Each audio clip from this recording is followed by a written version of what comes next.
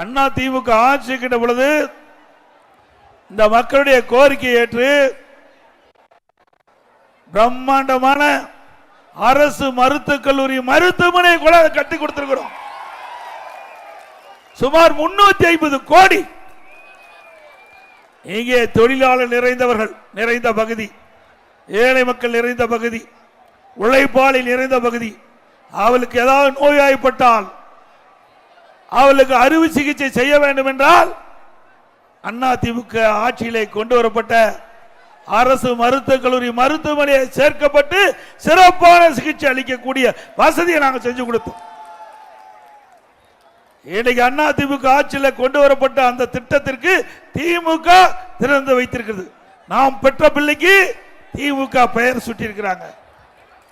அண்ணா திமுக எப்பொழுதுமே மக்களுக்காக திட்டத்தை கொண்டு வந்து அதை நிறைவேற்றப்படும். திமுக ஆட்சியில் இப்படி ஒரு திட்டமாவது இந்த வடக்கு சட்டமன்ற தொகுதியில் கொண்டாந்து இருக்காங்க, நகரத்தில் கொண்டாந்து இருக்காங்களா?